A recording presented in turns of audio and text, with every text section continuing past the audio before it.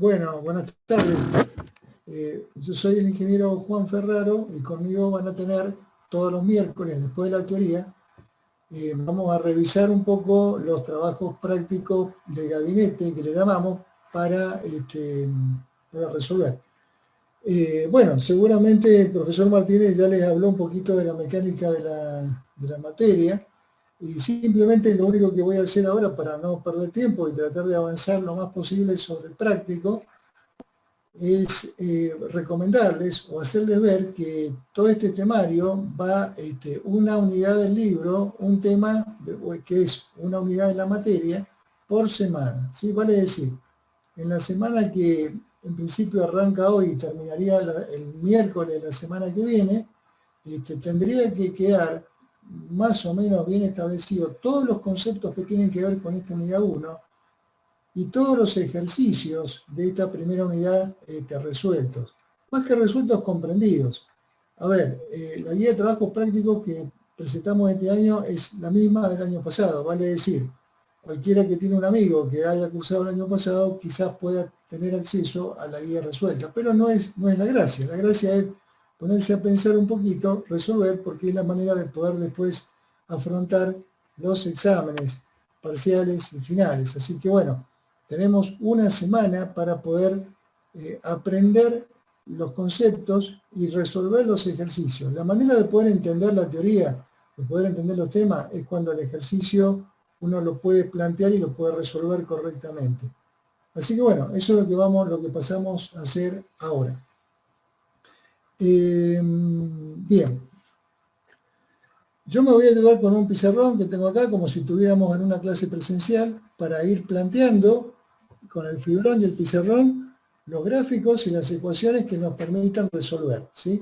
En general estas clases, para que sean un poquito más ágiles, obviamente no me voy a poner a calcular con la calculadora. Ustedes tendrán que después corroborar las expresiones de cálculo y ver si dan los numeritos que ya están en el solucionario, digamos, o en la página de resoluciones de cada uno de los capítulos. Entonces, por ejemplo, veamos, por ejemplo, lo que decíamos recién. Vamos a empezar. Bien, ahí estamos viendo la guía de trabajo prácticos, el práctico 1, que es el último ejercicio. Vamos a empezar con el último, ya que es el último tema que estaba hablando el profesor, ¿sí? Ahí está, me habla de un dipolo que está formado por dos cargas, ¿sí? Entonces, reiteramos, el dipolo son dos cargas de igual magnitud, signo contrario, separados por una distancia. Y ahí está. Ahí me da la magnitud de la carga, ya tanto de la positiva como de la negativa, 80 picocoulomb, vale decir 80 por 10 a la menos 12. Separada por una distancia 30 por 10 a la menos 6 metros, o sea 30 micrómetros.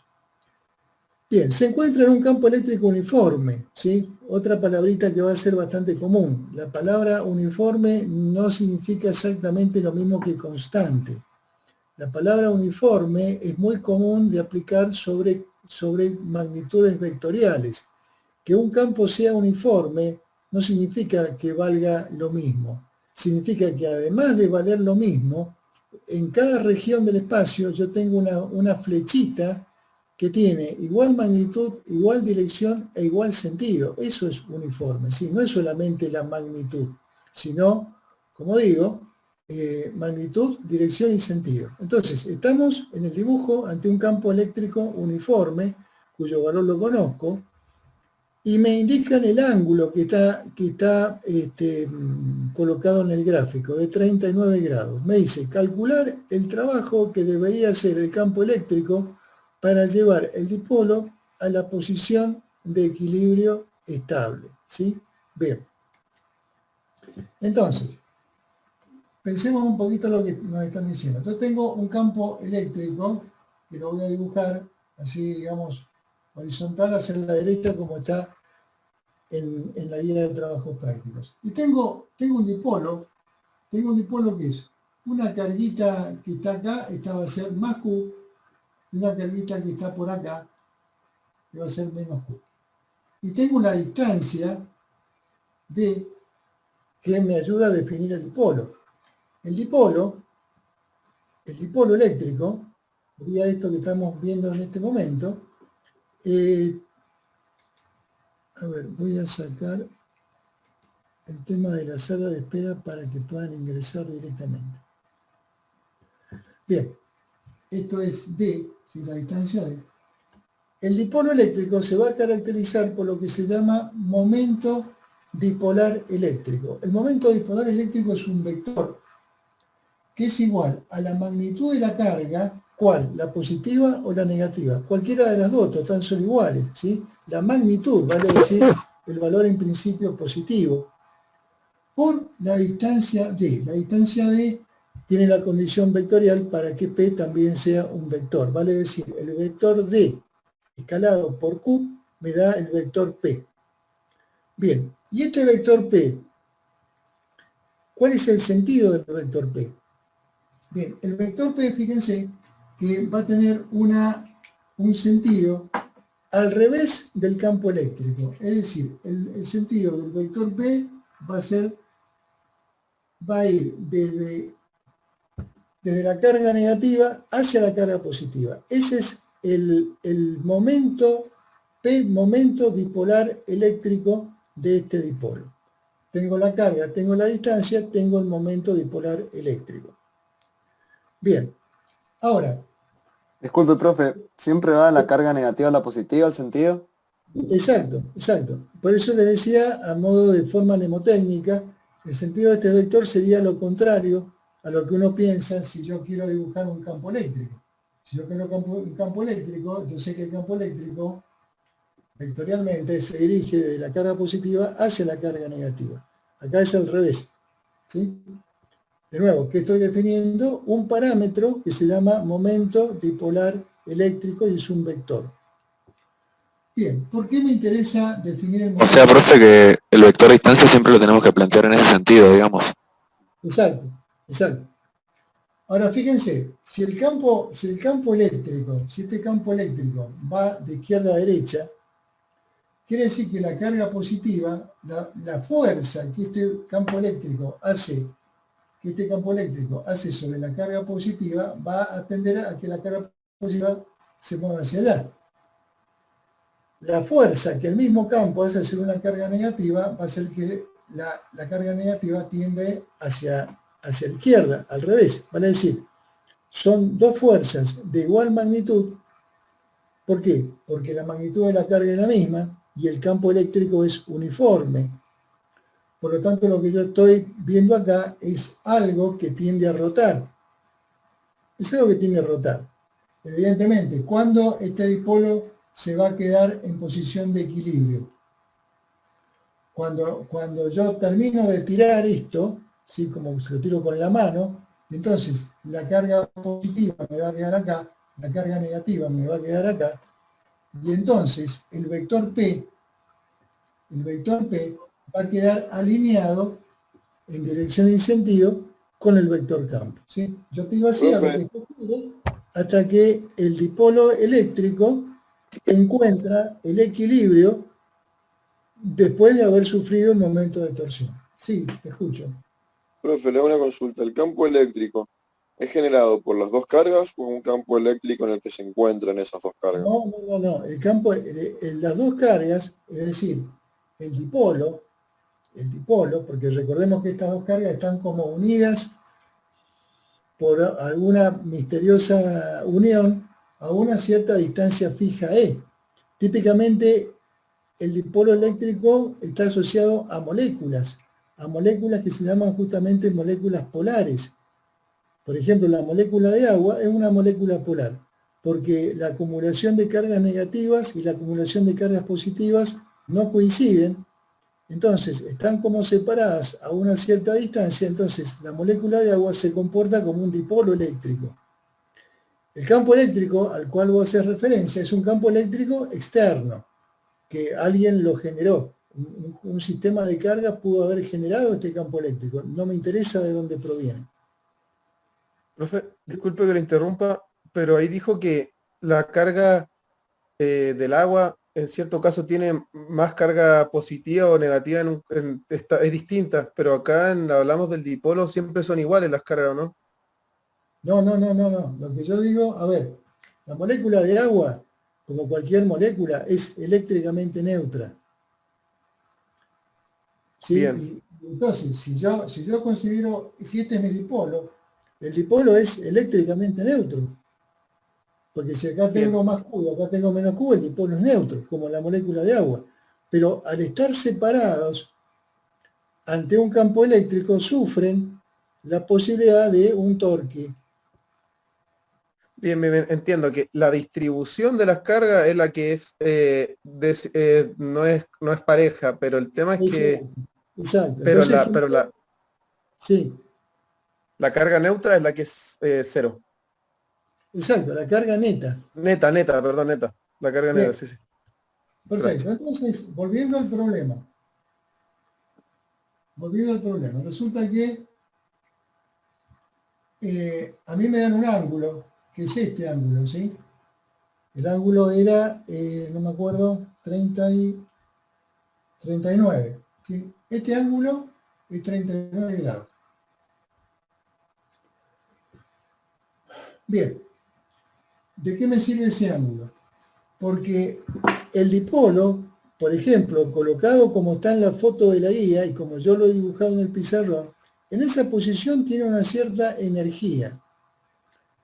Tiene una cierta energía porque evidentemente si yo lo tengo agarrado con la mano y lo suelto, el dipolo tiende a rotar, tiende a buscar la posición de equilibrio que estaba dibujada acá. ¿Cuánto vale la energía? Es una energía potencial. Sí, el dipolo en ese momento tiene una energía potencial. ¿Cuánto vale la energía potencial del dipolo U? Esa energía va a estar definida. Es una expresión en cierta manera arbitraria, porque recordemos que en general las energías potenciales son energías referidas a algún sistema de referencia. Esto también es así. Y la manera adecuada o conveniente de poder definir el valor de la energía potencial de este dipolo se coloca como el negativo del producto punto entre el vector P y el vector E.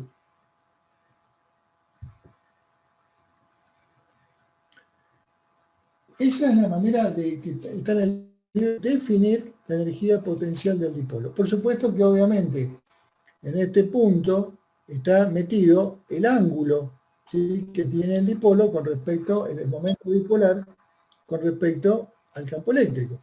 ¿Se entiende? Ahora, concretemos con el problema. ¿Qué me pide el problema? El problema me pide el trabajo de la fuerza eléctrica para que el dipolo gire y encuentre la posición de equilibrio.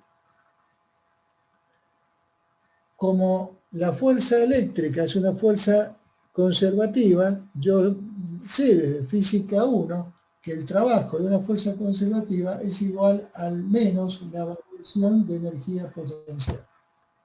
Es decir, es igual al negativo de la energía potencial final, pongámosle F, menos la energía potencial inicial, pongámosle I. ¿Se entiende? Entonces, ¿qué tengo que hacer para encontrar la respuesta a este problema? Calcular la energía potencial final con la ayuda de esta expresión, calcular la energía potencial inicial con la ayuda de la misma expresión, meterlas en esta expresión y calcular el trabajo. Ahora, acá hay que tomar en cuenta, obviamente, ¿por qué? Porque el campo eléctrico es uniforme, siempre tiene la misma dirección, sentido, dirección y módulo. Esto tiene un valor. El momento dipolar lo voy a tener que calcular, porque tengo la carga y tengo la distancia. Perfecto, no hay problema. ¿Cuál va a ser la variante o lo que cambia cuando yo paso de un estado inicial a un estado final?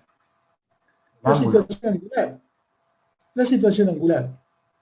Entonces, la pregunta es, si yo, en función de esto, yo quiero plantear cuánto vale la energía potencial inicial. Me voy acá, pongo el negativo, pongo la magnitud del vector P, que ya la calculé, pongo la magnitud del campo eléctrico, que es dato del problema, Y finalmente tengo que poner el coseno del ángulo inicial. ¿El ángulo inicial entre qué? Entre el vector P y el vector E. ¿Cuánto vale el ángulo de la posición inicial que me plantea la guía de trabajos prácticos? Bueno, acá tengo un dato, 39 grados. Pero 39 grados sería el dato que me da el problema entre la dirección del campo eléctrico y la dirección del momento y la dirección del momento dipolar. Pero en realidad el dipolo apunta para arriba, ¿sí? Es decir, yo estoy pensando en que tengo un vector campo para allá y tengo un vector P para allá arriba. Por lo tanto, el ángulo no es 39, sino el suplemento a 180, ¿sí? O sea, 141, creo. 43. ¿Ah? No, está bien, profe, 141. 141, está bien, 141. Entonces, ¿qué voy a poner acá? 141 grados. Y ahí calculo la energía potencial inicial que tiene el dipolo, ¿sí? Que hace que yo, si lo suelto, esto gira, y cuando gira va a buscar el equilibrio, se va a detener cuando encuentre el equilibrio. Cuando encuentre el equilibrio es porque estas fuerzas tiraron y lo dejaron estiradito, es decir, lo dejaron horizontal, y como decíamos recién, ¿cuándo va a encontrar la posición de equilibrio? Cuando el vector E y el vector P coincidan. Por lo tanto, la energía potencial final va a ser menos P por E por el coseno de 0. Por el coseno de 0 grados. Profe, ¿Sí? voy a hacerle una consulta que es más que nada por curiosidad, pero también me interesaría preguntársela. Te escucho. Si el vector P tuviese la misma dirección, pero el sentido opuesto que E, ¿podría Sí, decirse que está en un estado de equilibrio inestable? exacto. Exacto. Digamos, es lo mismo que pensar, claro, en general todo este tipo de fenómenos, eso lo van a ver en el libro. Cuando el vector P apunta en la misma dirección y sentido que el vector E, el ángulo es 0 y evidentemente esto está en una condición de equilibrio estable.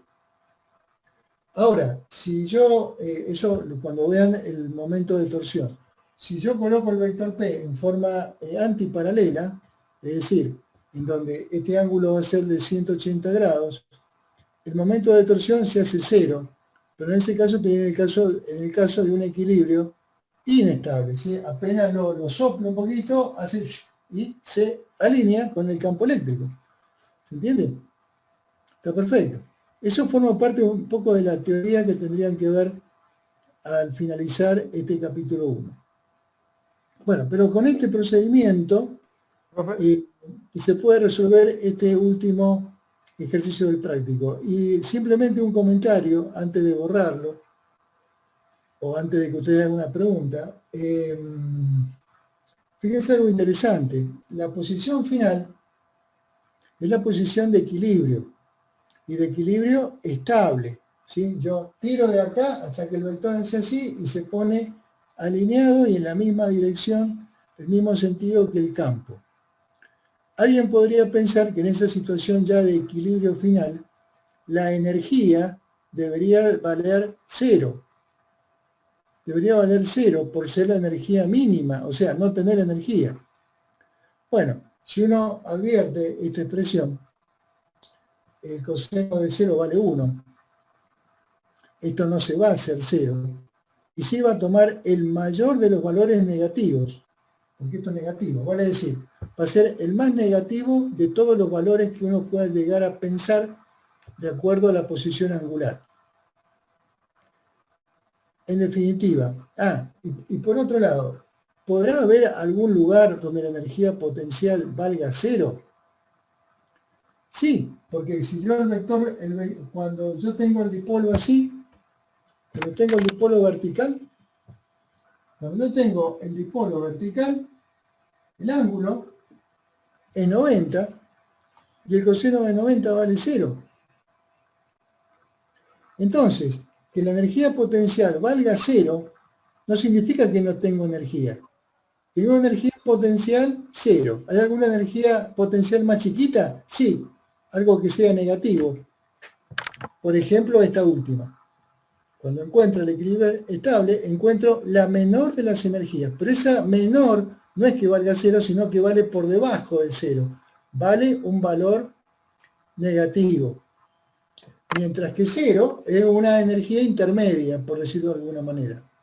Y la mayor de todas las energías es cuando yo estoy, como decíamos recién, apuntando en sentido contrario, el coseno de 180 es negativo, y entonces la energía eventual que tendría un dipolo colocado al revés sería la máxima, que sería un valor positivo, el más grande de los valores que podría llegar a tener en ese problema. Profe, ¿Se entiende? disculpe que lo vuelva a molestar, lo que pasa es que me No, surgió otra duda.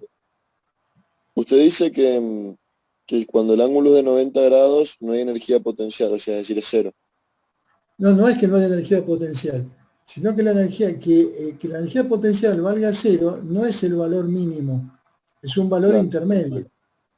O sea, Bien. porque tiene que ver con lo que vimos recién. La energía potencial siempre tiene que ver con un sistema de referencia.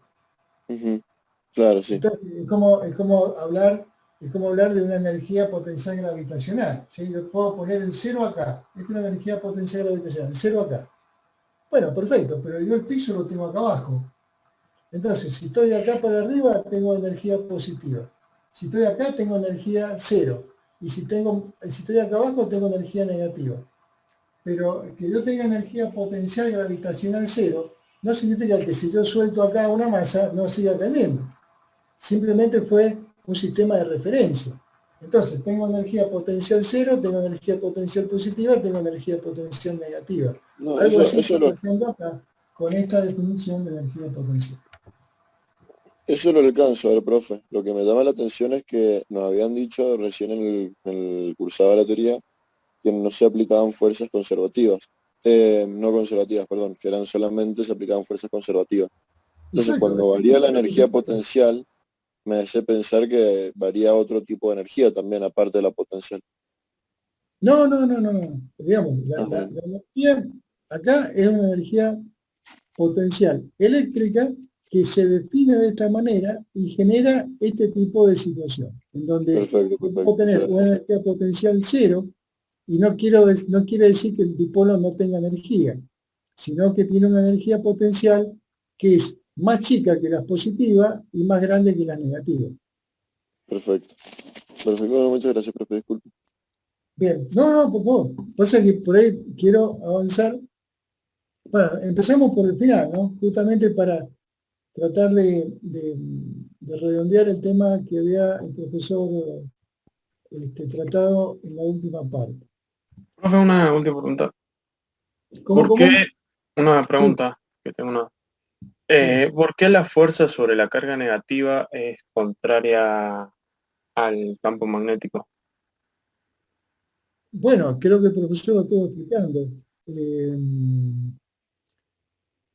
A ver, ¿por qué? Porque cuando yo tengo, a ver, si yo tengo un campo eléctrico para allá, ¿sí? ¿Por qué tengo un campo eléctrico para allá? Porque supongamos que acá tengo una acumulación de cargas positivas y acá tengo una acumulación de cargas negativas. Entonces el campo Claro, eléctrico de positivo a negativo. sí, Si yo pongo acá una carga eléctrica negativa, fíjate vos, la carga eléctrica negativa, por ser negativa, se va a ver repelida por la placa negativa y atraída por la positiva. Es decir, naturalmente, la fuerza que puede actuar sobre una carga negativa se opone a la división del campo eléctrico. claro. Sí, Y si fuera positiva, todo lo contrario. Si fuera positiva, se manda para allá. Claro, no lo había pensado. Gracias, profe. Profe, una pregunta. ¿El vector del momento dipolar eléctrico en dónde empezaría? ¿En la mitad entre los dos o...? No, el vector es una representación gráfica de las características del dipolo. Es decir, yo Bien. puedo dibujar un vectorcito y simplemente el vector P, ¿qué es lo que es? Tiene módulo, dirección y sentido. No es que uno lo dibuja sobre las cargas, uniendo la carga negativa con la positiva y le pone la flechita. Pero es una representación. O sea, digamos, es el parámetro eléctrico que me simboliza al dipolo en un problema de electrostática. Bueno, gracias. Bien, pasamos a otro ejercicio. Arranquemos ahora por donde teníamos previsto. Teníamos previsto resolver en este práctico los ejercicios pares, ¿sí? En ese sentido teníamos previsto este que era el 1.12. Empecemos ahora a resolver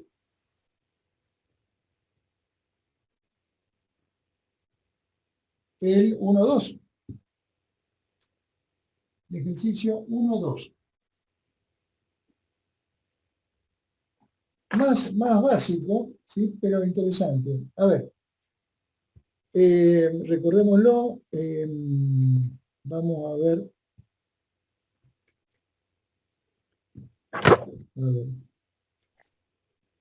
Compartir pantalla. Ahí estamos con el 2, ¿sí? Hace referencia a una... A ver, seguramente el profesor le habló. En estos problemas de la primera unidad, ustedes van a tener un montón de problemas que tienen que ver con cargas puntuales y otra serie de problemas que tienen que ver con las llamadas cargas distribuidas. Una carga distribuida es una carga que está, digamos, a lo largo de un alambre, entonces se habla de una distribución lineal. En una superficie se habla de distribución superficial, ¿sí? O volumétrica si estoy en un cuerpo cargado. Entonces, digamos, los primeros ejercicios tienen que ver con cargas puntuales y la segunda parte quizás tengamos que ver ejercicios con las llamadas cargas distribuidas. Por acá simplemente son cargas puntuales y tenemos en este ejercicio 1-2 una carga puntual Q1 que está en el origen de coordenadas y otra carga puntual Q2 de 250 nanocoulombios, o sea, 250 por 10 a la menos 9, que está en el punto 0, 0,160, vale decir que me están hablando de un R3. Estamos en un espacio de 3 dimensiones. Bueno, determinar la magnitud y dirección de la fuerza que provoca sobre un electrón ubicado sobre la línea que las une y equidistantes de ambas. B, y esta es la parte interesante, ¿dónde debería colocarse el electrón para que no sintiera ninguna fuerza? ¿Sí? Bien, entonces, veamos. Vuelvo a la pantalla. Vuelvo al pizarrón. Entonces, estamos hablando de un sistema URT. Yo tengo un eje Y, tengo un eje X, vamos acá al eje Z. Me quedó medio torcido el eje Y.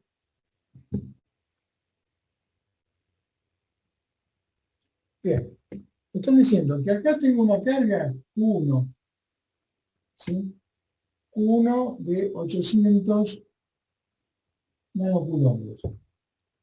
Y 16 centímetros para arriba, imaginemos por acá, 0,16 metros, tengo una carga también positiva que se le llama Q2 de 250 nanocoulombios. Y siempre es fundamental poder hacer el dibujo correctamente para poder interpretar. Bien. Profe, me parece que la segunda carga está sobre el eje Y, no sobre el eje Z. Pero la última componente la tengo 0 ya. Sí, acá está, el eje Y. Ah, es verdad. Disculpe. O sea, sí, depende de cómo ponemos los ejes. Claro, no me di cuenta, disculpe. Podría haber puesto una término distinta. Bien, Entonces, ¿qué me dicen? ¿Qué pasa si yo pongo un electrón justo en el medio? Vale decir, en el medio significaría a 8 centímetros de arriba y a 8 centímetros de abajo. Bueno, a ver, el electrón como carga negativa, yo tengo que pensar, a ver, de nuevo, ¿qué tengo que usar acá? La ley de Coulomb. La ley de Coulomb es apta para darme información del módulo de la fuerza, del módulo, nada más. La dirección y sentido del vector fuerza yo la voy a ver sobre un dibujo para no confundirme. Recordemos que, en definitiva, a ver, un vector es una flechita. Vector fuerza, vector campo, vector lo que sea, aceleración, lo que sea. La magnitud vectorial no tiene signo. ¿Qué signo tiene este vector? Este vector no tiene signo. Ningún vector tiene signo. Ningún vector tiene signo en sí mismo. Lo que pasa es que nosotros, para poder interpretar esto, lo que solemos hacer es relacionarlo a un sistema de referencia. Entonces, con respecto a un sistema de referencia, sí puedo decir que hay una componente del vector en la dirección X positiva y hay una componente del vector en la dirección Y positiva. Pero siempre referido a un sistema de referencia. Por sí mismo, el vector en el espacio no tiene un signo. Bien, ¿por qué digo esto? Porque yo tengo que aplicar acá la ley de Coulomb. Entonces, ¿cuánto vale la fuerza que Q1 hace sobre el electrón? Bueno, la magnitud de la fuerza que esta carga hace sobre el electrón es la constante K por la carga Q1, o sea, 800 por 10 a la menos 9 coulombios, por la carga del electrón, 1,6 por 10 a la menos 19 coulombios. Profesor, pero la carga del electrón es negativa. Ah, cierto, me olvidé. Le pongo negativo y le pongo en paréntesis para no confundir la operación. Sobre la distancia en metros al cuadrado. Va a ser 0,08 metros al cuadrado. Perfecto. Pero, a ver, yo casi que me olvido del signo negativo. Pero si yo le doy bolilla al signo negativo, la fuerza me va a dar con signo negativo y eso no me dice nada, no significa nada. Porque en realidad lo que la ley de Coulomb, que es lo que yo estoy aplicando acá, lo que la ley de Coulomb me da es el módulo de la fuerza, es la magnitud de la fuerza. Y la magnitud o el módulo de un vector siempre es un valor positivo. Entonces, en general, la ley de Coulomb a veces los libros suelen aparecer en esta operación con barra de valor absoluto, como diciéndome, mire, si está más por menos da menos, no le da importancia. Lo que usted está calculando acá es la magnitud de la fuerza. ¿Sí? Entonces, yo voy a hacer la cuenta acá y me va a dar un valor. Y sobre el dibujo voy a dibujar esa fuerza. La fuerza que Q1 hace sobre el electrón, como esta es positiva y esta es negativa, va a ser una fuerza de atracción. ¿Sí? Ahí está. Esta fuerza la dibujo para abajo. ¿Por qué? Porque me lo da el dibujo. Bien, con el mismo criterio hago... Profe, disculpe. Sí. Tengo una duda. No entendí por qué usó menos 1,6 para la fuerza para Q2, digamos. No, no es Q2. Es la carga sobre la cual quiero medir la fuerza. El problema decía sobre un electrón. Bien, Y es perfecto. la carga de electrón. Ah, perfecto. Gracias, profe. Claro. Bien, entonces dibujo la fuerza sobre el electrón. Bien, hay que pensar que, para ser justos, si Q1 hace esta fuerza sobre el electrón, quiere decir que el electrón hace la misma fuerza, pero apuntando para el otro lado, sobre Q1. Pero esta fuerza no la voy a dibujar para no enturbiar el dibujo, porque en realidad lo que a mí me preguntan es sobre la suerte del electrón. Entonces me quedo con el electrón. Bien, vuelvo a aplicar la ley de Coulomb, pero ahora entre la carga Q2 y el electrón, es decir, lo único que voy a hacer acá es modificar, pongo 250, ¿sí? ¿Para qué? También esta carga es positiva, el electrón es negativo, voy a tener sobre el electrón una fuerza de atracción hacia arriba. Y luego tendré que componer la fuerza, ¿sí? Si bien son vectores, pero como están en la misma línea, lo que voy a tener que hacer es ver cuál de los dos gana, cuál es más grande, para ver si el electrón, la resultante, apunta para arriba o apunta para abajo. Entonces, es muy probable que el resultado de la guía aparezca que la fuerza resultante, que se dio, el valor que sea Newton, y va a aparecer la J, ¿sí? Como versor que me está indicando que la fuerza resultante está operando sobre el eje de la Y. Y el negativo se apunta para abajo o positivo se apunta para arriba. Pero de definitiva lo termino resolviendo con los valores que encontré y sobre la gráfica del problema. Bien. Aplicación del cálculo. Escucho. Yo tengo la misma duda, no entendí la explicación del menos 1,6 del electrón.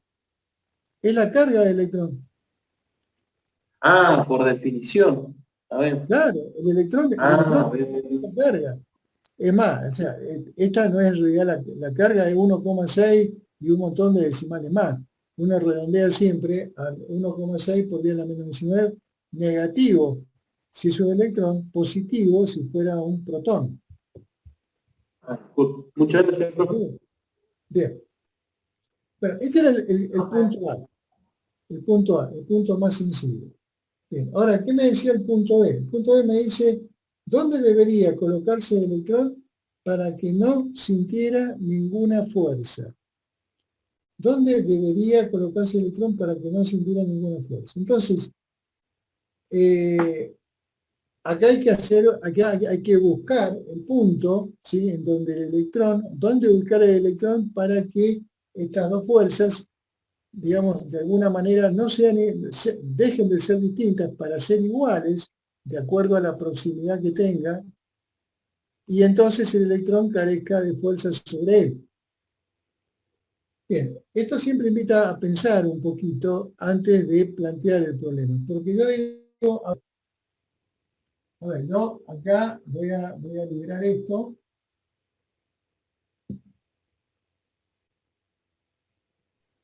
Yo digo, bueno, el electrón lo tendré que poner no al medio, sino más arriba, más abajo, para que la fuerza sea igual y se cancele. Bien, entonces, ahora pienso un poquito, ¿tendría que ponerlo del medio para arriba o del medio para abajo? Porque las cargas, claro, del medio para arriba. ¿Por qué? Porque la carga que está arriba es más chiquita y la carga que está abajo es más grande.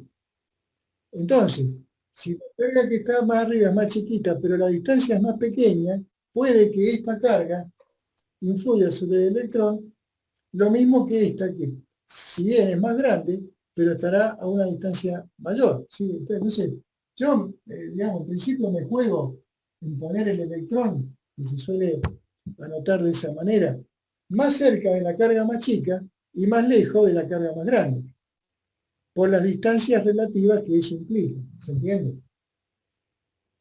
Pero bueno, pero en principio yo no tengo por qué adivinar eso. Lo que tengo que hacer es plantearlo. ¿Cómo lo voy a plantear? Supongamos que ahí es una posición genérica que yo encontré. Esa posición genérica la puedo pensar a una distancia, llamémosle R. R del origen, ¿sí? R. No sé cuánto vale R, esa es la pregunta del problema.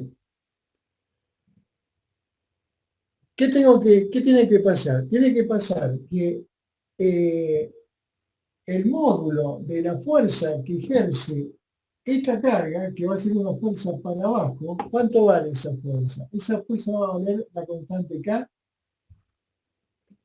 por Q1 por la carga del electrón, pongámoslo así. No me gusta.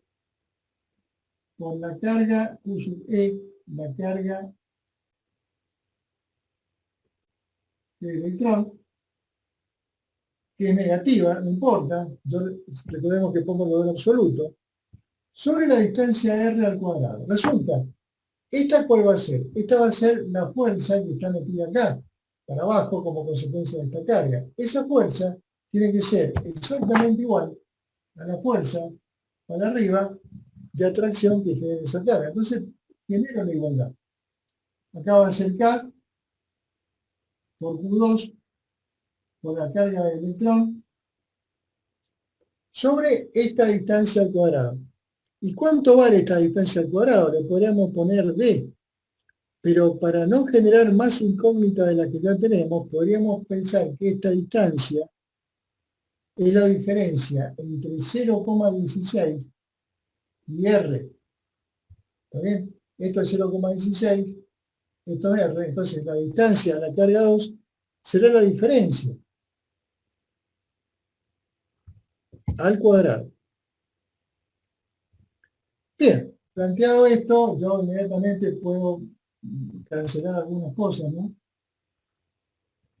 Y de ahí en más me va a quedar, de un lado me va a quedar Q2 por R cuadrado, y del otro lado me va a quedar Q1 por 0,16 menos R al cuadrado. De esta expresión cuadrática,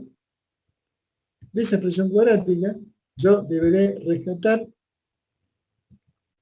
el valor de R desde el origen, a la cual debo poner la carga, el electrón, perdón, para que el electrón no tenga una fuerza resultante sobre él. Un detalle a tener en cuenta es que esto es una expresión cuadrática. Cuando yo resuelva, la expresión cuadrática me va a dar dos resultados. Un resultado lo voy a tomar como cierto, el otro lo voy a descartar. ¿Cuál voy a tomar como cierto? Voy a tomar como cierto un valor en metros, ¿sí?, que entre dentro de los 16 centímetros. Es decir, yo sé que el electrón en alguna de las posiciones intermedias se va a quedar en equilibrio porque las fuerzas se van a igualar. Bien, entonces quiere decir que el R que estoy buscando está entre 0 y 0,16. Una de las respuestas deberá ser entre 0 y 0,16. Y habrá una segunda respuesta que exceda este valor. Bueno, esa segunda respuesta deberé descartarla, ¿sí? Lo que sería interesante es pensar qué significaría esa segunda respuesta que proviene de la expresión cuadrática, por ejemplo, ¿sí? Bien, eso se entiende la consigna. Yo de las dos respuestas me quedo con la que estoy esperando, pero voy a tener dos respuestas. Y la otra la descarto, seguro, ya está, la descarto. Pero ¿qué significaría esa segunda? Fíjense que cuando yo aplico la ley de Coulomb, el signo de las cargas no lo tomo en cuenta. Yo estoy trabajando con magnitudes.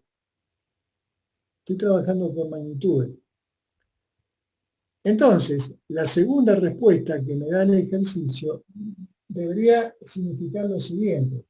Supónganse que la carga, ¿sí?, saliendo un poco del ejercicio. El ejercicio ya quedó planteado, ya está. Pero quiero un poquito recapacitar sobre la segunda respuesta de esto. Supongamos que la carga Q2, esta carga Q2, en vez de ser un valor positivo, fuera un valor negativo, menos 250 nanocoulomb. Negativo. Si fuera negativo, jamás voy a encontrar que la resultante de fuerza sobre el electrón va a ser cero. ¿Por qué? Porque la carga negativa la va a rechazar hacia abajo. Y la carga positiva lo va a atraer hacia abajo. Es decir, si yo el electrón lo pongo entre Q1 y Q2, las dos fuerzas van a apuntar para abajo. Tiene que estar más arriba. Entonces, quiere decir que supongamos que yo el electrón lo ponga por acá arriba. Perdón. Pero esto lo pongo por acá arriba. Bueno, si lo pongo por acá arriba, entonces, en la carga negativa que está acá la va a rechazar. Esta carga lo va a rechazar, mientras que esta otra lo va a atraer. Entonces, quiere decir que si ahí busco una situación de equilibrio de fuerzas, la ubicación del electrón estará de los 16 centímetros para arriba. Esa es la segunda respuesta que me estaría dando esta expresión cuadrada, ¿sí? Porque de nuevo, en esta igualdad de fuerzas, me da lo mismo que esta carga sea positiva que negativa. Entonces me da las dos alternativas. De nuevo, si Q y Q son positivas, la posición de equilibrio va a estar acá. Pero llegar a tener signo contrario, entonces la posición de equilibrio va a estar de acá para afuera. Esa es la segunda respuesta que vendría de la mano de la expresión cuadrática, ¿sí? Bien. Bueno, ese fue el ejercicio 2. Vamos al ejercicio 4, si les parece, si no hay dudas. Profe, disculpe, ¿la distancia es en metros que se pone o en centímetros? Sí, no, siempre en metro, siempre en metro. No, Recuerden, entonces, ahí en ese ejercicio no sería, porque ya está en metros. sí, 0,16 metros. No, gracias. ¿Está bien? Bueno, vamos a... Una pregunta. Sí, En el inciso A, para sí, calcular la fuerza total, sí. una vez que tenemos la fuerza 1 y la fuerza 2, la sumamos o restamos. Claro, claro, la van a sumar, o sea, la van a restar, porque una punta para un lado y la otra para el otro. ¿Se entiende? Gracias.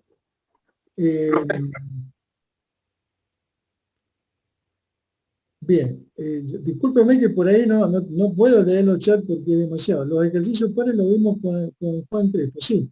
Nos hemos puesto, digamos, las directivas son dar el mismo tipo de ejercicios, los mismos ejercicios, y dejarle a ustedes el resto, ¿sí? Para que piensen un poquito sobre los ejercicios que nosotros vamos a resolver.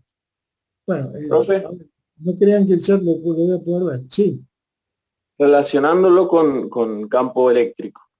Si el electrón que no sienta ninguna fuerza, es como que lo saco del campo eléctrico, no tiene nada que ver la posición. exacto, exacto. En realidad el lugar que hemos encontrado, en realidad el R que podemos despejar acá, es el lugar en donde el campo eléctrico vale 0. Perfecto. Buenísimo. Es más, fíjate lo que yo hago. Yo acá puedo tachar la carga de electrón. Si yo directamente más que tacharla no la pongo, porque total están ambos miembros, lo que me queda acá es el campo eléctrico producido por Q1 y lo que me queda acá es el campo eléctrico producido por Q2. Ahí no estoy igualando fuerza, ahí estoy igualando campo y es lo mismo. Claro, claro. Buenísimo. ¿Se entiende? Muy Sí, bien. Bueno, vamos al ejercicio, ¿cuál viene? El 4. El 4. El 4 es sencillo, digamos, su dificultad es más bien una cuestión geométrica, ¿sí? Fíjense que la figura dice un enágono inscrito en una circunferencia. Tengo el radio y tengo dispuestas 7 cargas de igual valor. En una posición, digamos, que distan del centro el radio, que lo tengo. Bien, allá en el campo eléctrico, magnitud y dirección en su centro. Bien, a ver.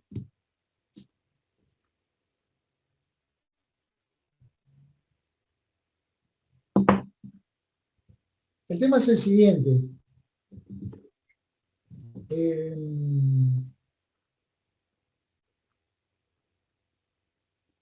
Es simplemente una conclusión geométrica. ¿Sí? Yo acá tengo una carga, acá tengo cargas, por acá tengo 2 cargas, por acá tengo otras 2 cargas, y acá habría dos lugares del eneágono que no tengo cargas, ¿sí? Bien, todas las cargas son positivas. Todas las cargas son positivas. Y dada la simetría, en general todo este tipo de problemas tienen en general una simetría que me permite facilitarme el estudio.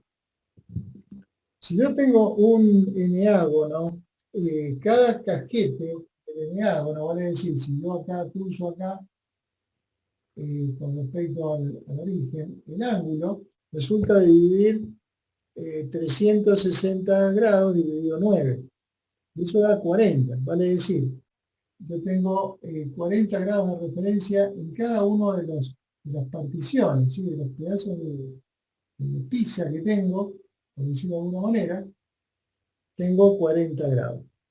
Bien, lo que tengo que jugar con esto es la manera de poder componer los vectores campos de tal manera de ver cuál es la resultante final. Acá no tengo cargas,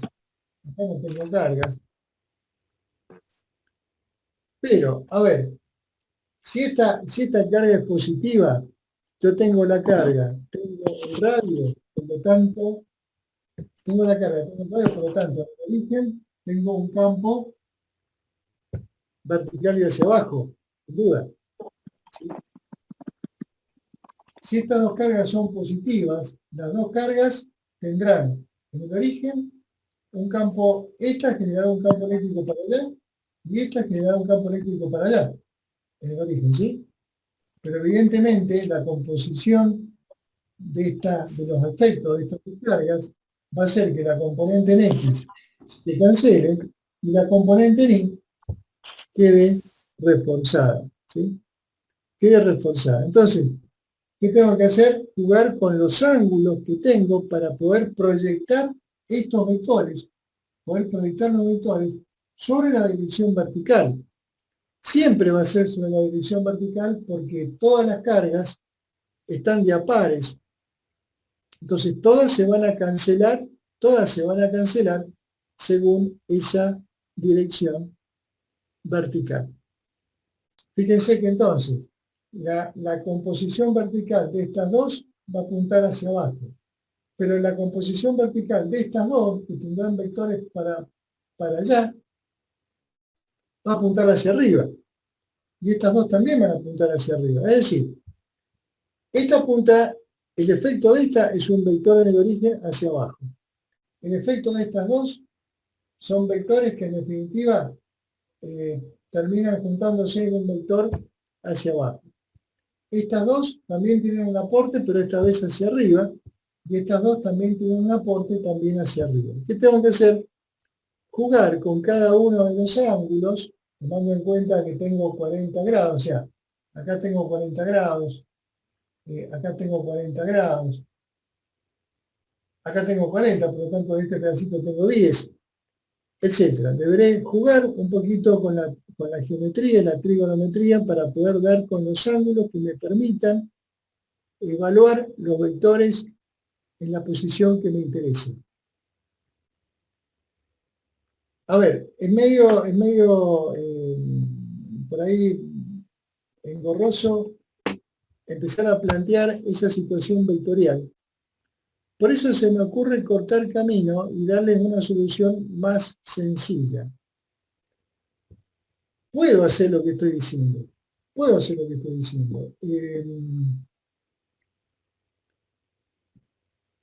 A ver, pero también puedo hacer lo siguiente.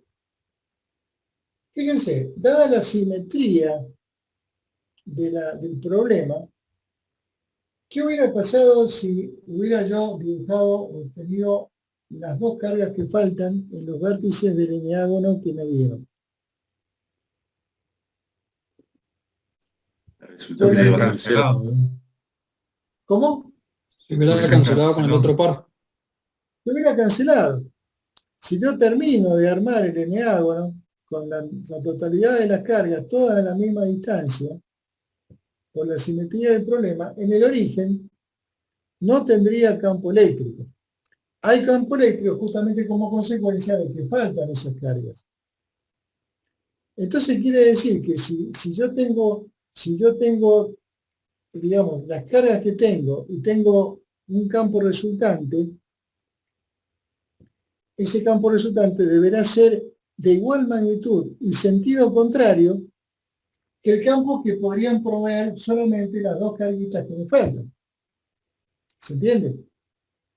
Si yo acá tengo un campo, llamémosle así, que corresponde a las 7 cargas. Si yo le sumara vectorialmente el campo de las dos cargas que faltan, eso me daría un campo nulo. Un campo nulo. Bueno, genial. Entonces, si me piden sacar el campo de las 7, lo que puedo sacar es el campo de las dos que faltan y saber que vectorialmente ese campo es opuesto simplemente al campo que me están pidiendo. Es más fácil. Es más fácil. Entonces, fíjense, retomando el problema, yo puedo hacer entonces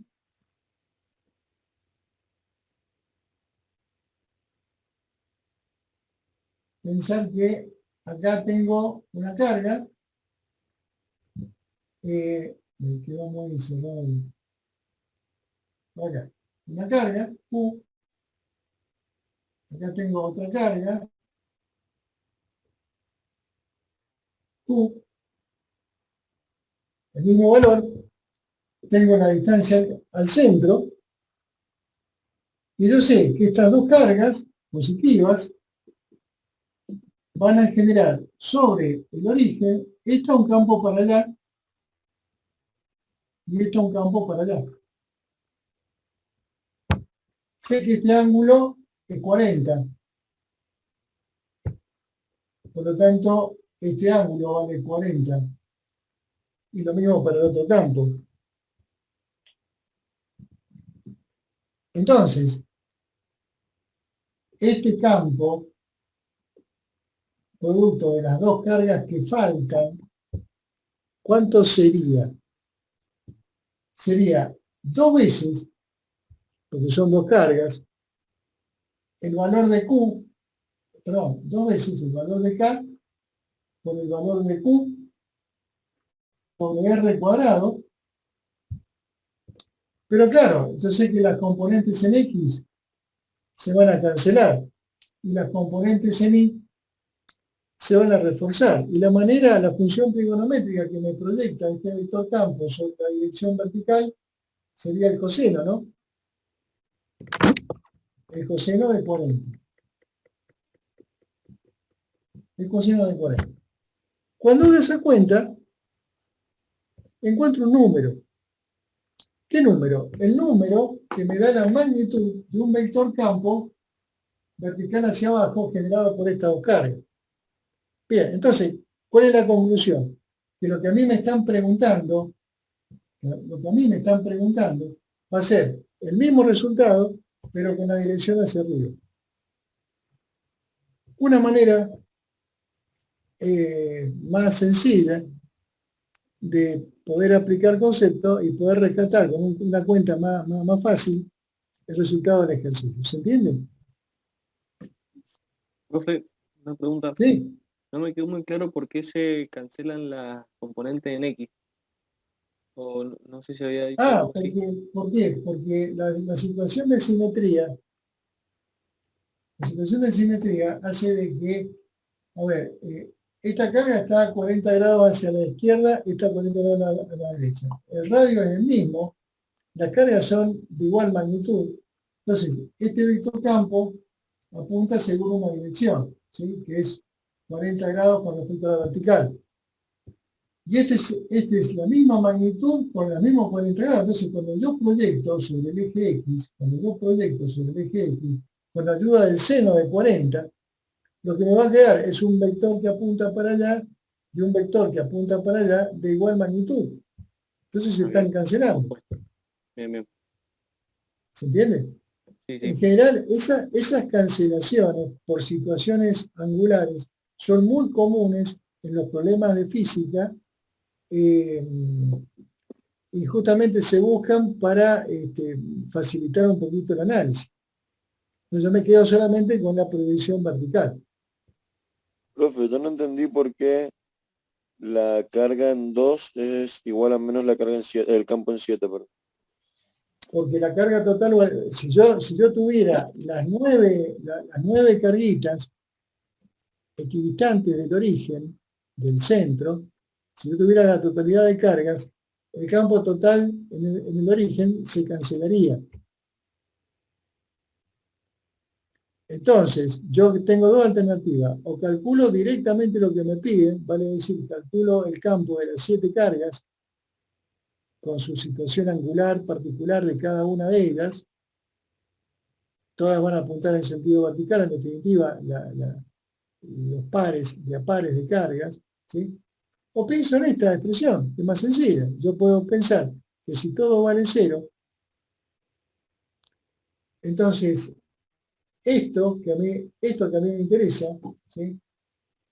Esto que a mí me interesa, el campo de las 7 cargas, va a ser igual al campo de las 2 cargas con signo cambiado. Bueno, entonces, me es más fácil calcular lo que no me pidieron. Me pidieron calcular el campo de las 7 cargas que hay, no de las 2 cargas que no hay. Pero si calculo el de las 2 cargas que no hay, le cambio el sentido y obtengo la respuesta.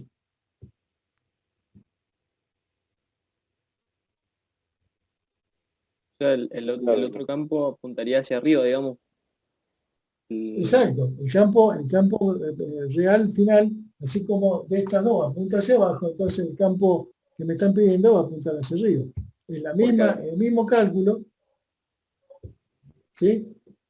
Porque había más cargas en la parte inferior, por eso es, o sea, en el gráfico había más cargas en la parte inferior.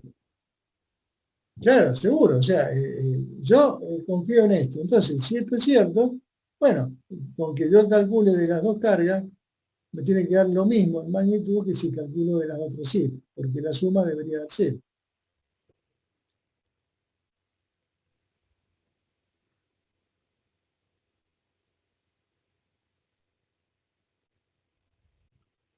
Bien. ¿Pasamos a otro?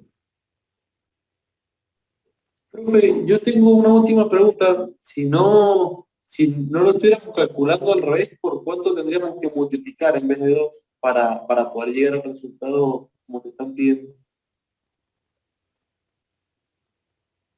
No, se entrecortó un poquito. A ver, lo que yo estoy midiendo acá creo que es la pregunta tuya. Lo que estoy midiendo con esta cuenta es el módulo de un vector resultante que proviene de las 2 cargas que no están, que va a ser el mismo módulo que se corresponden con las 7 cargas que sí están, solamente que debe tener que cambiar el sentido. Si como consecuencia de esta 2 podría llegar a tener un campo hacia abajo, entonces como consecuencia de las 7 tengo el mismo campo pero hacia arriba. Y si multiplicamos en vez de por 2, lo multiplicamos por 7, ¿nos daría ya directamente el resultado? No, nada que ver, no es lo mismo multiplicar por 2 que por 7. Lo que pasa es que yo multiplico por 2 porque son 2 cargas, pero acá tengo el coseno de 40.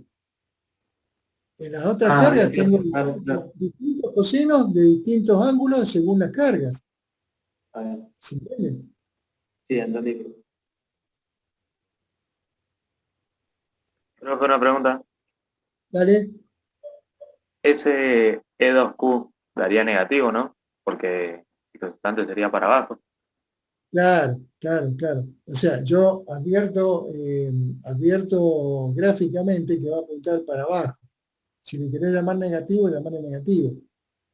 Sí, está bien, con un sistema de referencia para abajo sería negativo. Entonces, el resultado final que yo voy a entregar va a ser la misma cuenta, pero para arriba, positivo. Bien, gracias. Bien. Bueno, pasamos a otro. A ver.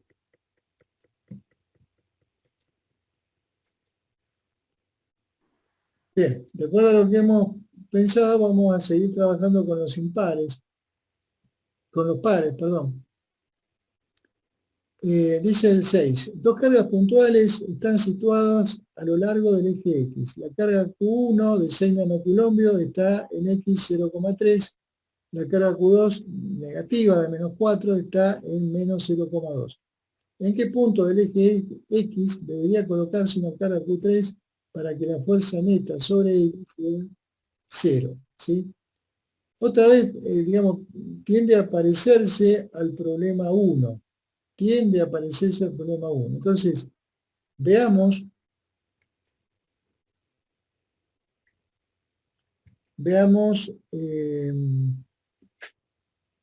cómo se puede plantear.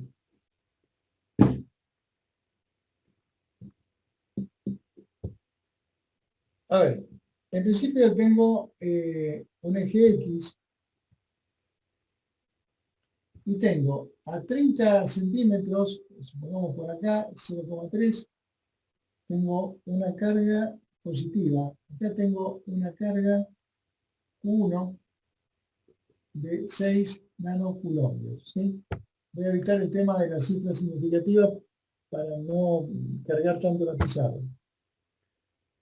Y del otro lado, a 20, tengo una carga Q2 que va a ser negativa, era de menos 4.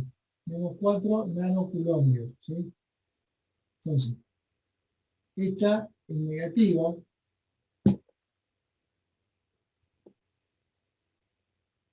Esta es positiva. La pregunta es, entonces, ¿en qué punto del eje X debería colocar una carga Q3 para que no exista fuerza sobre ella? Pero ¿cuánto vale Q3? No me dice, una carga Q3. ¿Y Q3 es positiva o es negativa? Y tampoco importa. ¿Por qué no importa? Porque en realidad lo que me están preguntando, y eso ya recién me lo preguntaron, acá está el origen, ¿no? En definitiva, para que una carga positiva, negativa, más grande o más chica, no sufra una fuerza, es porque en ese punto no hay campo. En ese punto no hay campo. O sea, la fuerza eléctrica va a ser igual a esa carga Q3 por el campo eléctrico en el punto. Q3 podrá ser positiva, podrá ser negativa, más grande o más chica, pero si el campo es cero, la fuerza es cero. Entonces, Q3 no lo tengo, pero no importa porque me están preguntando por el campo eléctrico. Entonces, acá sí hay también entra a jugar un poco los conceptos. A ver, supongamos que yo imagino por acá una carga positiva. O sea, imagino una carga positiva entre Q1 y Q2. ¿Cuál sería el efecto de Q1 y Q2 sobre esta carga positiva Q3? Bueno, como consecuencia de Q1, esta carga estaría repelida. Y como consecuencia de Q2, esta carga estaría atraída. Es decir, tanto Q1 como Q2 hacen de que una carga Q3 positiva tenga una fuerza que tienda a dirigirse en el sentido de la X negativa. Y esa situación va a existir siempre cuando yo estoy entre Q1 y Q2. Cualquiera sea la posición, siempre esta la va a repeler, siempre esta la va a atraer. ¿Qué pasa si yo pongo acá una carga negativa?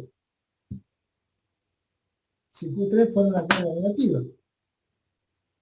Bueno, si una carga negativa, Q1 la va a atraer y Q2 la va a repeler. Y otra vez tengo el mismo efecto. Es decir, ahora la fuerza apunta para el otro lado, pero nunca puedo pensar en una posición entre Q1 y Q2 en donde la fuerza valga 0, porque en definitiva lo que me están preguntando es eso.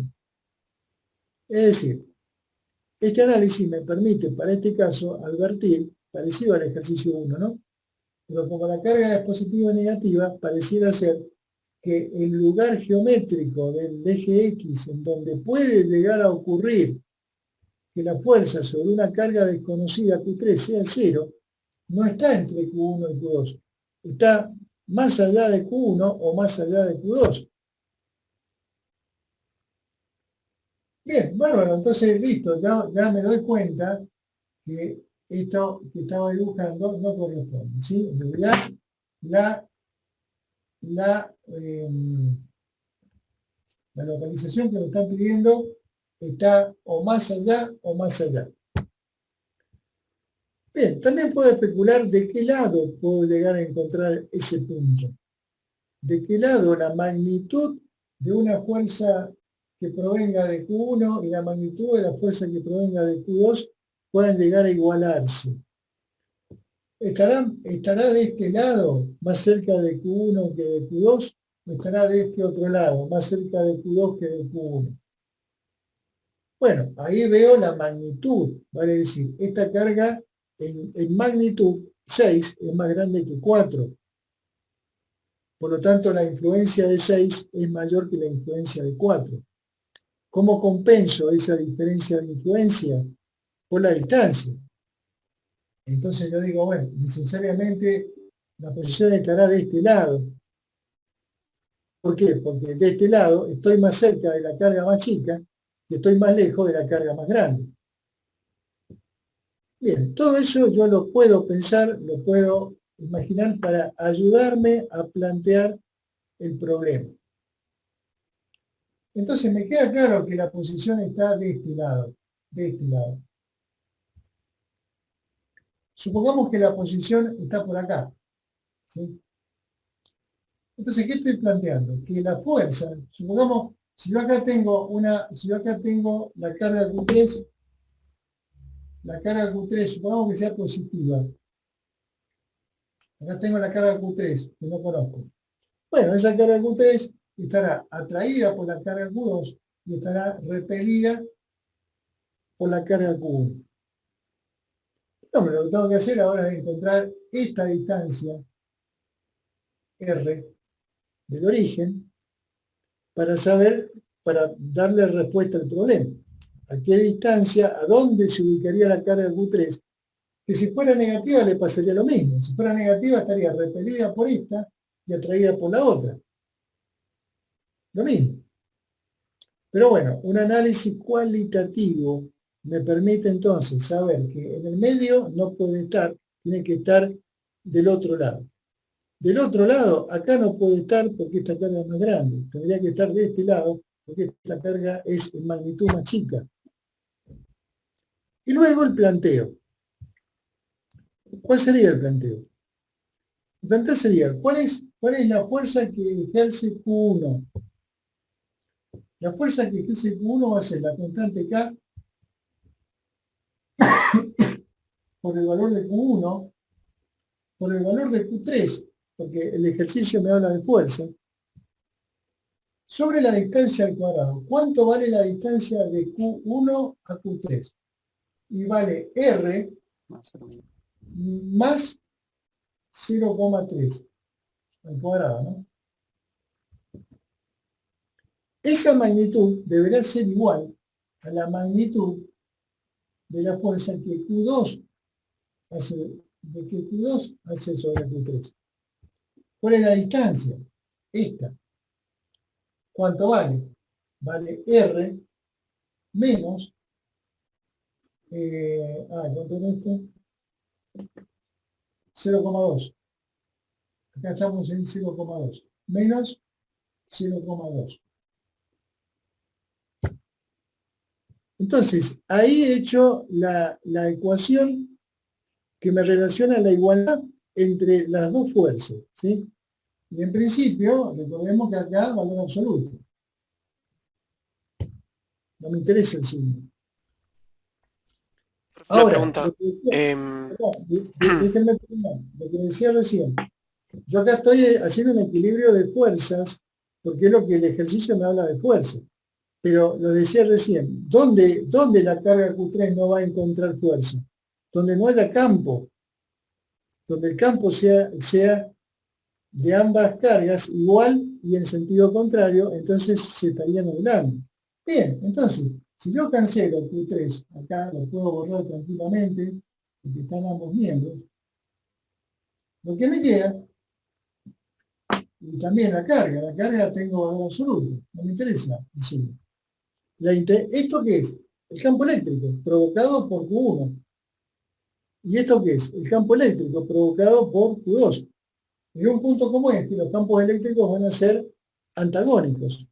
Bien, entonces, pero la magnitud del campo eléctrico es lo que yo tengo acá. La magnitud del otro es lo que tengo acá. Cuando yo igualo, resuelvo y encuentro la distancia R del origen a donde poder encontrar ese punto tan particular. Sí, ahora sí, perdón.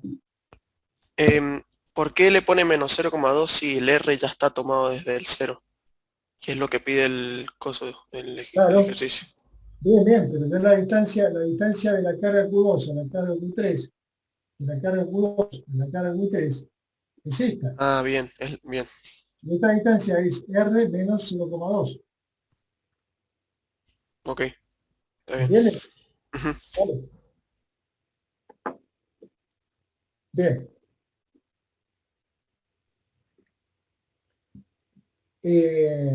Bueno, también vamos a encontrar una ecuación cuadrática. Una ecuación cuadrática. La ecuación cuadrática me va a dar dos respuestas. Una que va a caer donde yo la espero y otra que va a caer acá adentro, para el hipotético caso que estas dos cargas hubieran sido de igual signo. Lo mismo que el ejercicio 1, pero exactamente al revés en cuanto a sus conclusiones. De nuevo, la ecuación cuadrática que yo pueda generar de esta igualdad me va a dar dos valores de R. Uno que va a ser mayor a 0,2 y otro que podrá llegar a ser menor, metido para adentro. Bueno, sería ese segundo caso, habría que obviarlo, y correspondería para el caso de que estas dos cargas tuvieran igual signo. Entonces, esa condición de equilibrio se daría entre ellas como pasó en el ejercicio 1. Bien. Profe, Escucho. si nosotros alejáramos a Q3, lo alejáramos bastante, digamos, o sea, que R aumentara, ahí la fuerza resultante, o sea, no sería 0, pero sería cada vez más pequeña, digamos. Ah, sí, sí, eso le llamaríamos, está correctísimo lo que está diciendo. Otro punto en donde la fuerza se haga 0, o donde el campo valga 0, es si yo Q3 la alejo indefinidamente. Eso sería lo que se llama solución trivial. Porque si yo la distancia es tendiendo a infinito, el campo es infinito y la fuerza vale 0. ¿Sí? Pero no sería el sentido del problema. El sentido del problema es buscar el equilibrio de ambas influencias. Pero es cierto lo que dice, ¿está bien? Bien, profe, gracias. Bien. Bueno, vamos al ejercicio 8.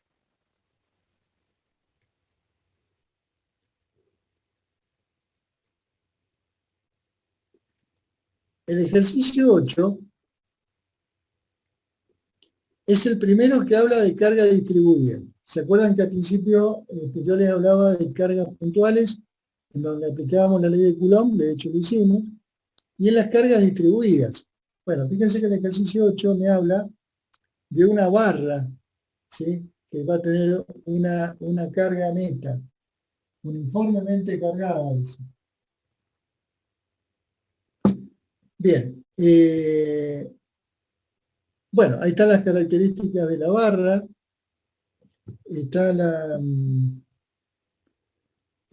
carga neta que tiene, ¿sí? Y me pide determinar el campo eléctrico que provoca esta barra en un punto que está alineado con ella, en X igual menos 15, ¿sí? Bien, veamos cómo plantear un problema como este. ¿Por qué? Porque lo que yo tengo hasta acá para plantear fuerza, o para plantear campo, es la ley de Coulomb. Y la ley de Coulomb se da para cargas puntuales. Y acá no tengo una carga puntual. Yo tengo una barra, ¿sí?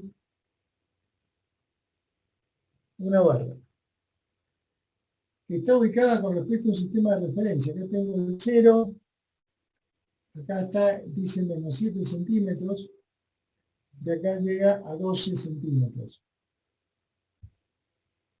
Bien, la barra, tiene una carga neta Q de 36 nanocoulombios, ¿sí? 36 nanocoulombios. Y me pide que yo encuentre el campo eléctrico por acá, a 15, a menos 15. A menos 15 centímetros, ¿sí? ¿Se ve? Ahí. Bien. Yo tengo la ley de Coulomb para calcular el campo, que me dice que la intensidad del campo eléctrico es K por la carga que genera el campo sobre la distancia al cuadrado. Pero eso cuando la carga Q es puntual. Acá no tengo una carga puntual, tengo una carga distribuida. Entonces, ¿cómo se plantea el problema? El problema hay que plantearlo tratando de adecuarlo a nuestra ley de Coulomb. Entonces, si yo quiero pensar en una carga puntual, me interesa una carga puntual, lo que hago es pensar en un elemento, un pequeño elemento de carga, ¿sí? Vale decir, un diferencial de Q. Un diferencial de Q. Ese diferencial de barra, chiquitito, diferencial de Q, sí lo puedo considerar como una carga puntual. Y en consecuencia, sí puedo pensar que acá tengo una distancia R, la distancia R que necesito. Pero ¿cuál es el problema? Que acá entonces no voy a tener Q, sino voy a tener el diferencial de Q. Y este diferencial de Q, en un punto como este, donde va a generar un campo eléctrico saliente, o sea, hacia la X negativa, ¿por qué? Porque esta barra está cargada con signo positivo, más Q. ¿Sí? De la 36 nanocoulomb. Entonces, como carga positiva, sobre el mismo eje, el campo eléctrico estaría saliendo, alejándose de la barra. Ahora, si yo estoy pensando en calcular el campo de toda la barra, y lo que he hecho es solamente el aporte de un diferencial de Q, entonces no tengo el campo total, tengo un diferencial campo. Tengo un campo chiquitito. Yo quiero el campo total. Bien, ¿qué tengo que hacer para el campo total? Tengo que sumar todos los aportes de todos los diferenciales Q de la barra. Esa sumatoria, de manera continua, se llama integral. Integral definido. ¿Y qué es lo que va a diferenciar el aporte de un diferencial Q a otro diferencial Q? ¿Cuál va a ser la variable de integración, la variable de suma? ¿Qué diferencia un diferencial Q de otro? La distancia relativa. No es lo mismo el diferencial Q que está acá que el que está acá, el que está allá. Entonces, evidentemente, este R tendrá que ser la variable con respecto a la cual yo debo pensar el problema. Cuando yo tengo carga distribuida, tengo la posibilidad de fijar un parámetro de esa carga distribuida, que es la densidad lineal de carga. ¿Cuánto vale para el ejercicio la densidad lineal de carga? Y la carga total, o sea, 36 nanocoulombios, sobre la distancia de la barra. 12 más 7, acá 12 más 7 es 19, o sea, 0,19 metros. Esto es un parámetro propio de la barra cargada. Como yo tengo lambda, entonces fíjense, puedo poner K, y este diferencial de Q lo puedo poner como lambda diferencial de R. A ver si se entiende. Yo tengo que este valor de lambda total es igual a la carga total que tengo, Q, que eran los 36 nanocoulombios, dividido los 0,19 metros. ¿Sí? O sea, Para ser más general, es la carga total sobre la longitud total del alambre. Pero esa misma relación la podría fijar como un pequeño diferencial Q sobre un pequeño diferencial R. Llamémosle diferencial R a la longitud de este diferencial Q. Entonces, el pedacito de carga, el pedacito de alambre, la relación me tiene que dar igual a la carga total sobre el largo total. Q sobre L es lo mismo que diferencial Q sobre lo que yo he llamado diferencial R. Entonces, ¿cuánto vale diferencial Q? ¿Cuánto vale diferencial Q? Y lo puedo hacer igual a lambda por diferencial de R. Lambda por diferencial de R. ¿Sí? ¿Por qué le llamo R? ¿Y por qué no le llamo X? Porque justamente R suele ser la letra que usamos de este diferencial Q hacia el punto en el cual tengo que medir el campo. Entonces, este diferencial Q lo reemplacé por lambda diferencial R para poder generar el diferencial de la variable de integración. Luego, ¿qué tengo que hacer? Integrar. Integro esto para encontrar el campo. Integro esto para encontrar el campo. ¿Entre qué valores integro? Y integro entre el R más cercano y el R más lejano, porque tengo que sumar todos los aportes que dependen de R. ¿Cuál es el R más cercano? El R más cercano es la distancia que hay entre el punto y el punto más cercano del alambre. ¿Cuánto vale? 8. Entre 7 y 15 hay 8. 0,08. ¿Y cuál es el más lejano? El más lejano sería este punto que está acá. Y yo tengo, de acá hasta acá tengo 12, y de acá hasta acá tengo 15, o sea, tengo 27 centímetros. 0,27. Bueno, fenómeno. Entonces, cuando saco la cuenta, la magnitud del campo eléctrico sería igual acá por lambda, por el logaritmo natural, ¿sí? Queda diferencial R sobre R, logaritmo natural de, bueno, 0,27 sobre 0,08, que son las distancias sobre las cuales hemos integrado. ¿De ahí qué obtengo? Obtengo un número, que es la magnitud de este campo eléctrico. ¿Sí? Si hubiera dado vuelta acá el logaritmo, me hubiera dado negativo, pero el signo no le doy importancia porque es el módulo de un vector. Siempre me debe dar positivo. Lo único que concluyo es que con ese módulo, el campo eléctrico acá iría para allá, porque la barra es positiva. Sí, te escucho. Tengo una pregunta. ¿No sería R al cuadrado ahí, en el final? Ah, tengo razón. Y otra cosa, ¿el campo eléctrico no es fuerza sobre Q? ¿No le falta sobre Q a todo eso? No, sobre la carga de prueba. Acá no tengo carga de prueba. Tenés razón. No, está mal. No, está mal.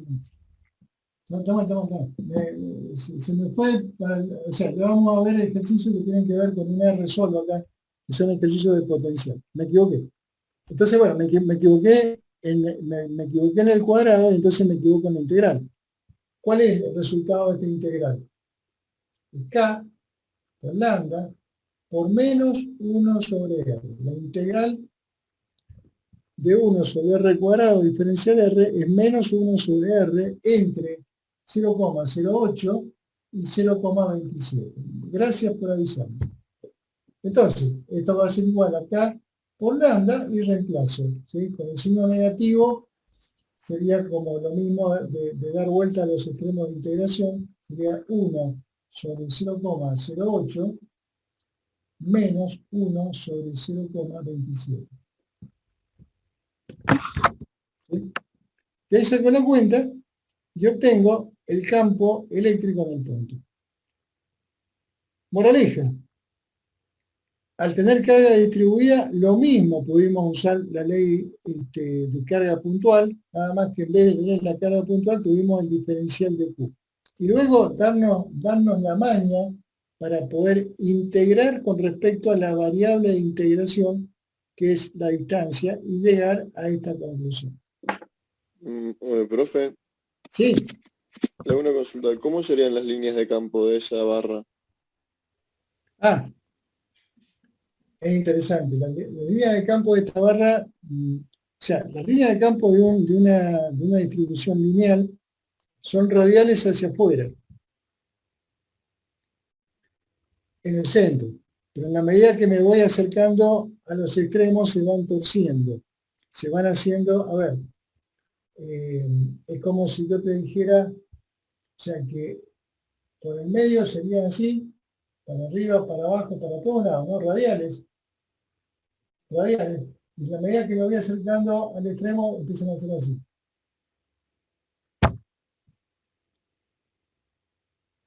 Sería una manera de poder imaginar, Profe, ¿no? ¿Sí? una pregunta. Cuando calculamos lambda, ¿eso lo pudimos hacer porque la barra tiene una carga uniformemente repartida? Exacto, exacto. La carga tiene, la barra tiene una carga repartida uniformemente. Entonces, yo puedo medir lo que se llama una densidad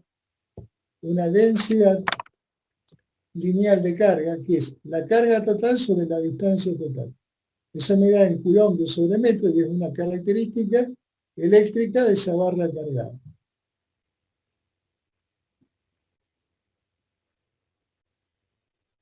¿Se entiende? Sí, muchas gracias. Bien.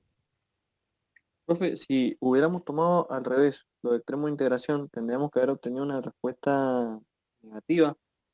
Claro, si vos ponías al revés los extremos de integración, que podría haber tomado la distancia máxima y la distancia mínima en otro orden, lo que te va a pasar es que al poner lo que empecé a explicar con el logaritmo natural, que estaba mal, estaba horrible, pero hubiera sido, digamos, una conclusión parecida. Si yo invierto esto, me da con signo cambiado, pero yo tengo que tener presente que lo que yo calculo a través de esta expresión es el módulo del vector campo eléctrico. Su dirección y su sentido lo voy a dibujar sobre el gráfico. ¿Sí? Y si el gráfico está referido a un sistema de referencia, entonces el vector campo eléctrico tendrá una magnitud que me la dio este cálculo, le pondré un signo negativo delante y le pondré una letra I indicando que está en la dirección negativa del eje X, si esto está en un sistema de referencia. Bien. Bien. Bueno, nos queda un ejercicio de los que nos habíamos propuesto. Bueno, acá veo el chat, que no sé de qué hora son. Pregúntenme directamente porque no puedo estar leyendo los chats, ¿saben? Bueno. A ver, me voy entonces al ejercicio 10.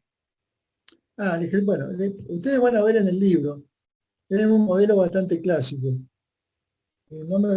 Quizá el profesor Martínez se los explicó, y en el libro es muy sencillo. Es interesante ver el comportamiento de un anillo cargado.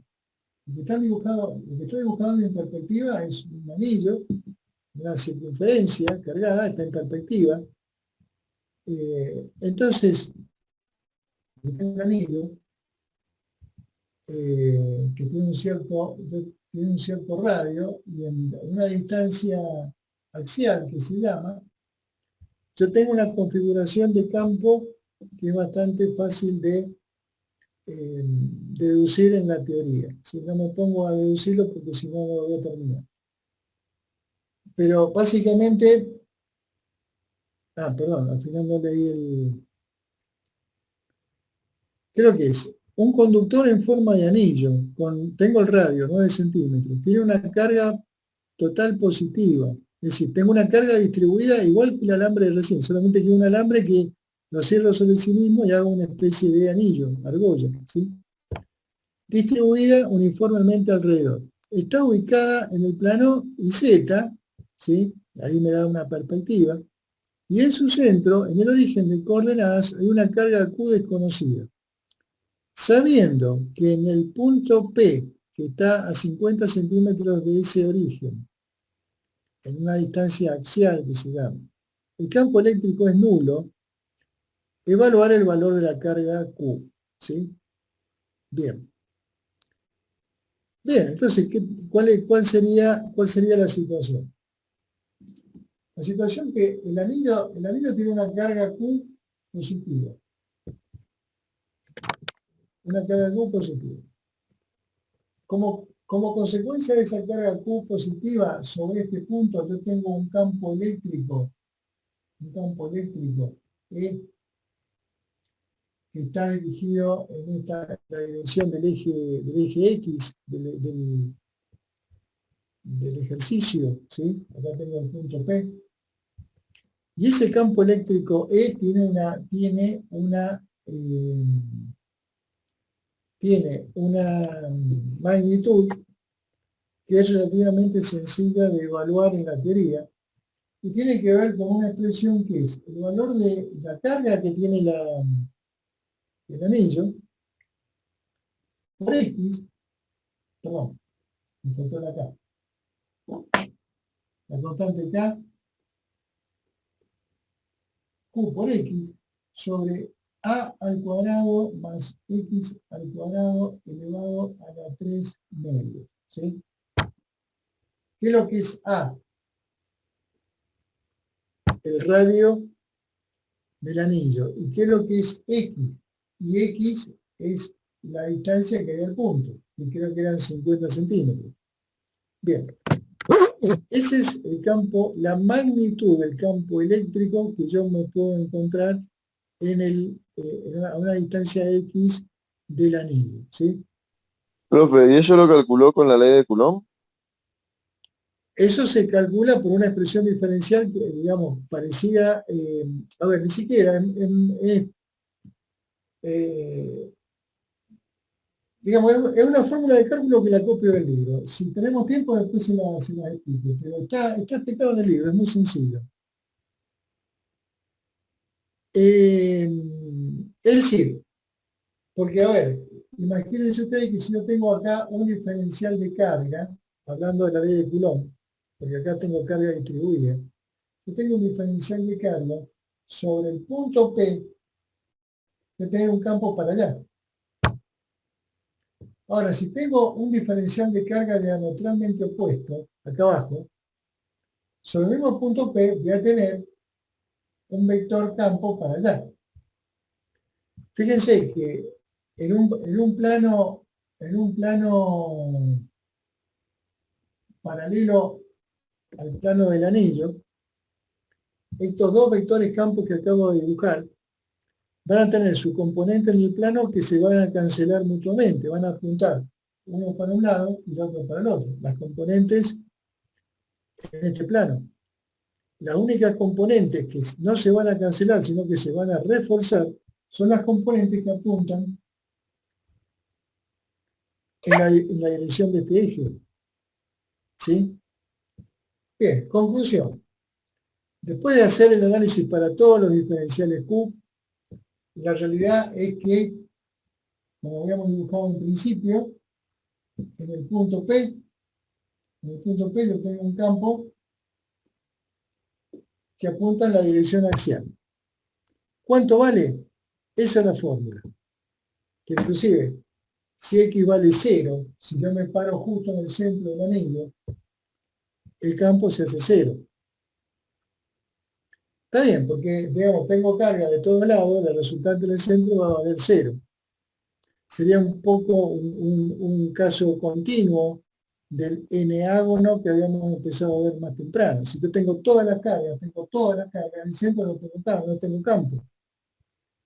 Porque por una carga que tengo en un punto, tengo diametralmente otra que me cancela el efecto de la primera. Bien, ¿qué voy a hacer con todo esto? Voy a calcular el campo.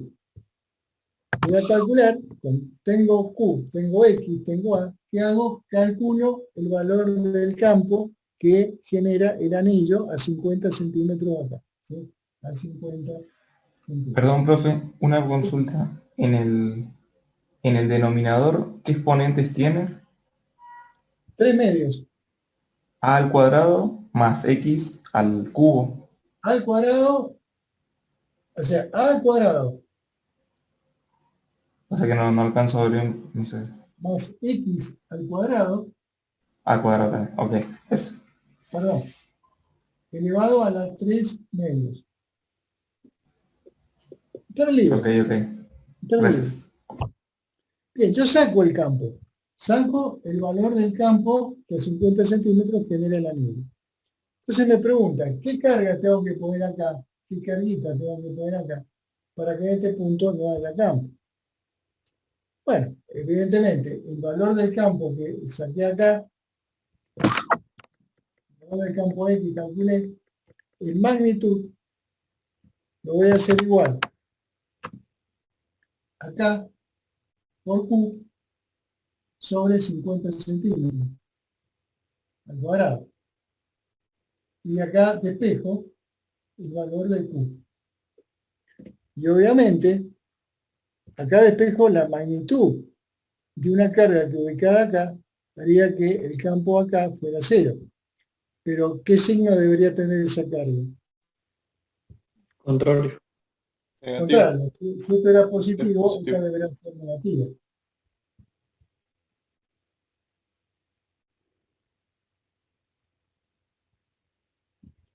¿Se entiende? Bueno, a ver, lo hemos logrado. Hemos planteado todos los ejercicios pares de este práctico. Por supuesto les pido que lo vuelvan que lo corroboren con la calculadora, que saquen cuenta para ver si coincide con las soluciones que tienen en su vida a la guía de trabajos prácticos. Y además de estar, tienen una semana, que no es poco y tampoco es mucho, tienen una semana para hacer esa tarea y para complementar con los impares, ¿sí? Y usen los horarios de consulta. Yo el mío es el día lunes a las 9 de la mañana. De 9 a 10 estoy en consulta. Así que los espero para que, digamos, cualquier duda o cualquier problema lo sigamos charlando en los horarios de consulta, ¿sí? Y no se dejen estar con esto porque si lo llevamos al día, vamos a ir bien. Pero es muy vertiginoso el avance. Y bueno, hay que estar al día.